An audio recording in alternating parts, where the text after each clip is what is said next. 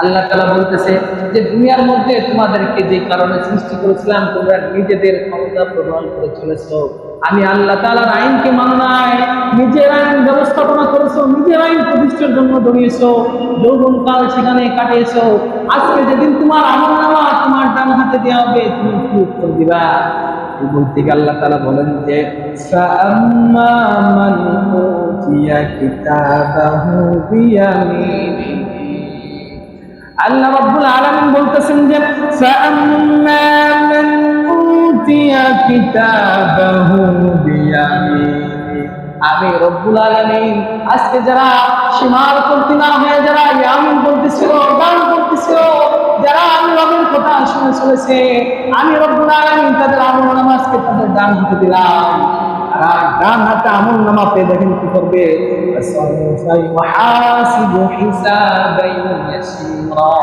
আমি রব্বুল আলামিন তাদের হাতে ডান হাতে আমলনামা দিলাম। তারা ডান হাতে আমলনামা পাওয়ার পরে দেখেন কি করতেছে?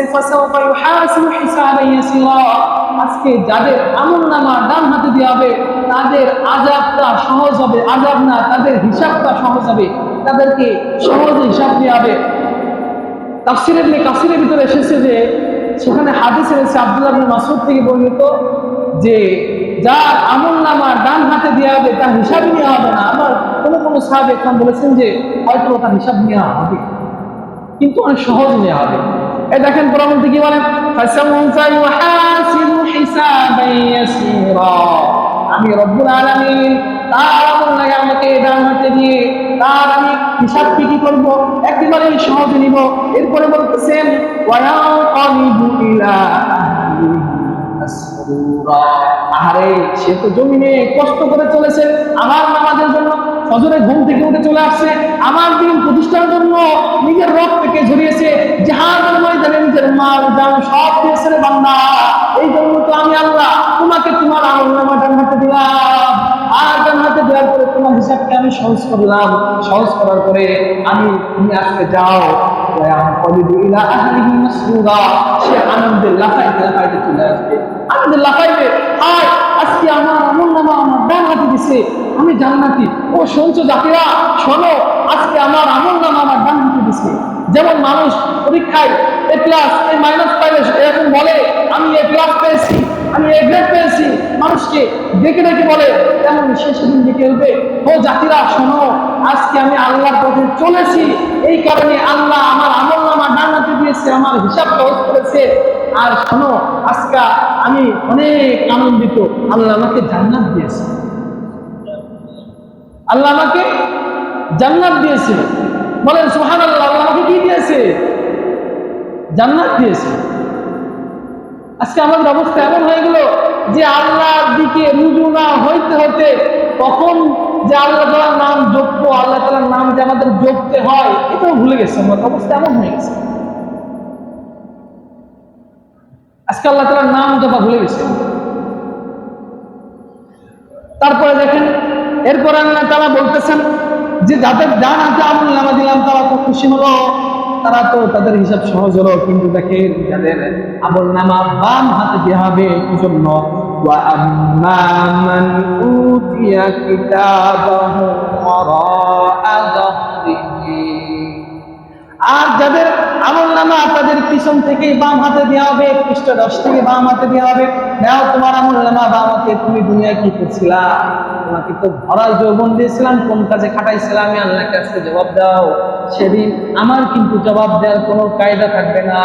আজকে মিথ্যা কথা বলবো, আল্লাহ তুমি আমাকে পাঠাইছিলা দুনিয়াতে, আমি 5 ওয়াক্ত নামাজ পড়তাম, তোমার কাজে নিয়োজিত ছিলাম। আল্লাহ আমি কখনো তোমার বৃদ্ধাচরণ করি নাই, এই কথা সেদিন আল্লাহকে বললে কাজ হবে না। কারণ আমাদের ঘাড়ে ফেরেশতা আছে, আমরা সেকেন্ড সেকেন্ড যে কাজে ব্যয় করতেছি প্রত্যেকটা সেকেন্ড আল্লাহ তাআলা লিখে রাখতেছেন। এবং আল্লাহ তাআলা তার সেদিন আমাদের জন্য খাতাগুলো খুলবে যে কি হলো, লা ইউগাদিরু সগীরাতান ওয়ালা কাবীরা। কি হলো আজকে? কোন ছোট থেকে ছোট গুনাহ, কোন বড় থেকে বড় গুনাহ আজকে আল্লাহ তাআলা আমাদেরকে ছাড় দেয় নাই। সমস্ত গুনাহ আজকে আমাদের সামনে সেই খাতাটা খুলে ধরবে। যাতে কি করছিলাম দেখো, আজকে আমি তোমাকে দুনিয়ায় কোন জন্য পাঠাইলাম, কিসের জন্য পাঠাইলাম, আর তুমি দুনিয়ায় যে নিজের জীবনটাকে কোথায় কাটাইলাম? জাহান্নামের কি ভয় করে না তোমার? তুমি কি বুঝবা না? এজন্য আল্লাহ তাআলা বলতেছেন ওয়া আম্মা মান উতিয়া কিতাবাহু ওয়ারাআ যাহরিহি ফাসাউফা ইয়াদউ সুবুরা ওয়া সায়াসলা সাঈরা। আমি আল্লাহ যাদের বাম হাতে আমলনামা দিব, যারা বদ কর্ম করেছে, দুনিয়ায় এসে নিজের যৌবনকে ফাহিশা, নিজের নফসের ওদের কাটিয়েছে, ফাহিশা কাজ অনর্থক কাজে দিয়েছে, নিজে আল্লাহ তাআলার দিকে রুখতে হয় না, আমি তাদের আমলনামা থেকে বাম হাতে দিয়ে দিব। এই বাম হাতে দেওয়ার কারণে আজকে আমি আল্লাহ তাদেরকে ফেরেশতাদেরকে আদেশ দিব, ফেলাও, কি করো, খুজু সুম্মাল জাহিম সাল্লু, আজকে তাদেরকে ধরো, এক একটা নিক্ষেপ করে জাহান্নামে। ওই জাতিকে আমি অনেক মায়াতে সৃষ্টি করেছিলাম, আজকে ওই জাতি আমার কথা শুনলো না, ধরো জাহান্নামে নিক্ষেপ করো। কিসের দুনিয়া চলতেছেন? কিসের কারণে? কয়লের দুনিয়া এটা? মনে করতেছেন এটাই সব?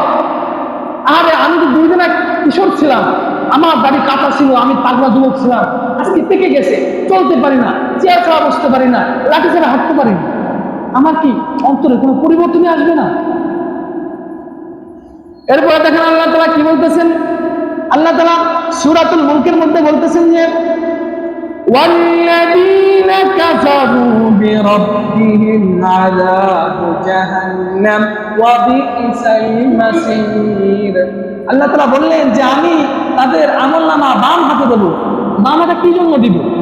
বলতেছেন যে ওয়াল্লাযীনা কাফারু বিরাব্বিহিম, যারা তাদের রবকে অস্বীকার করেছে, রব যে আছে, একজন রব আছে, সে রবকে অস্বীকার করে ফেলছে, আমার কোনো রব নাই, আমি ব্যক্তিত্ব হিসেবে চলতেছি।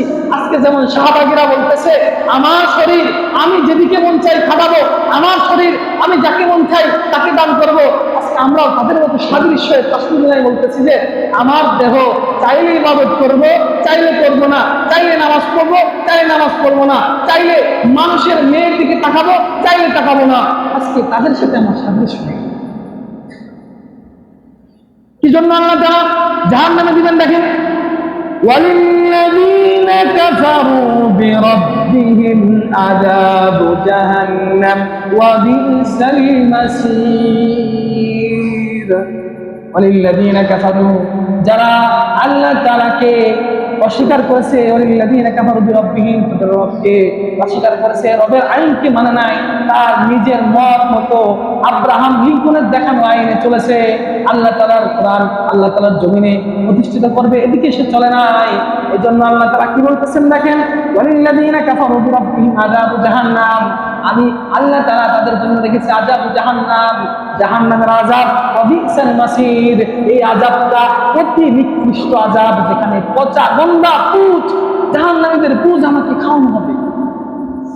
আজকে তো আমি কত শান্তশিলতাতে চলতেছি, আজকে আমার অবস্থা সেটা হলো আমি যদি কোনো গন্ধ বা কোনো কিছু না খেয়ে আসি, আমি আজকে টিস্যু ধরতেছি, সহ্য করতে পারতেছি না।